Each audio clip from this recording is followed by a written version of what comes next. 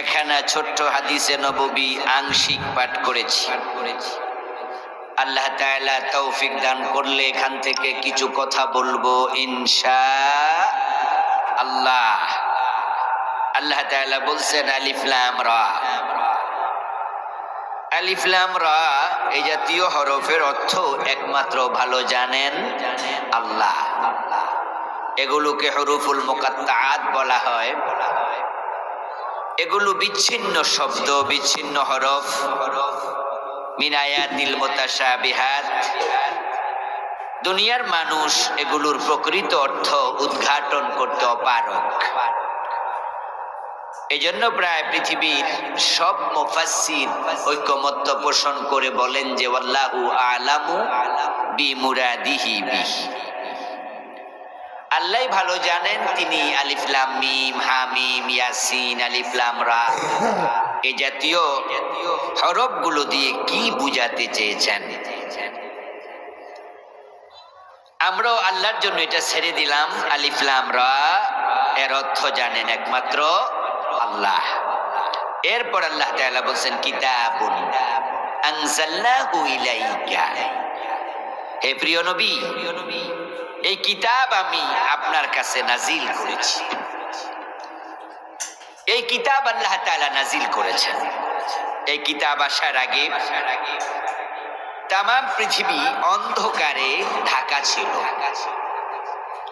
মানুষের মনুষ্যত্ব পরিপূর্ণ বিলুপ্ত হয়েছিল। মানুষগুলো দেখতে শুনতে যদিও আকারে মানুষের মতো ছিল, কিন্তু তাদের চরিত্র হায়নার চেয়ে আরো জঘন্য হয়ে গিয়েছিল। কোরআন আসার সেই যুগের নাম তাম দুনিয়ার সব মানুষ মিলে আইয়ামে জাহিলিয়া বলে নামকরণ করল। যেই যুগে কোরআন আসলো ওই যুগের নাম দুনিয়ার মানুষেরা দিল অজ্ঞতার যুগ, বর্বরতার যুগ, তমসার যুগ, অন্ধকারচ্ছন্ন যুগ। এর মানেই হলো সে যুগে কোনো সভ্যতা ছিল না। মানুষগুলো চরম অসভ্য হয়ে গিয়েছিল। ছেলে মেয়ে, মা বাবা এক টেবিলে বসে তারা মদ পান করত। চরিত্রহীনা নারীর কাছে বাবা যেত। বাবা চলে আসার পরে সন্তান, তার ছেলেটা ওই নারীর সঙ্গ নিত।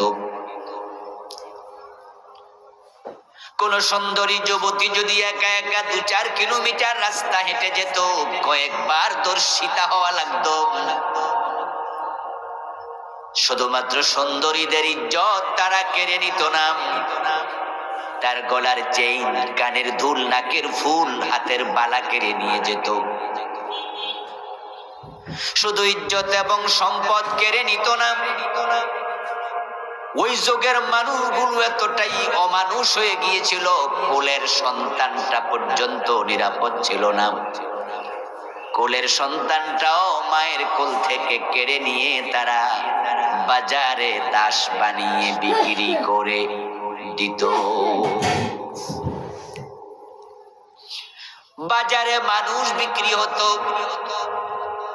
রাসূলুল্লাহ সাল্লাল্লাহু আলাইহি ওয়াসাল্লামের পালক পুত্র হযরত যায়েদ বিন হারেসা রাদিয়াল্লাহু তাআলা আনহুর জীবনী পড়লে পাবেন, হযরত যায়েদকে ওকাজ নামক মেলা থেকে মা খাদিজার ব্যবসায়ীর পার্টনাররা খাদিজার সেবার জন্য কিনে এনেছে।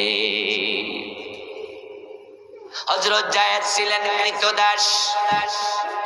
উনার মা উনাকে সাথে নিয়ে কোথাও বেড়াতে যাচ্ছিলেন। পথিমধ্যে ডাকাতের কবলে পড়লেন। ডাকাতেরা মায়ের কোল থেকে যায়েদকে কেড়ে এনে বাজারে বিক্রি করে দিছে। ওই যুগের মানুষগুলো এতটাই অসভ্য ছিল, হিংস্র ছিল যে মেয়ে শিশু জন্ম নিত।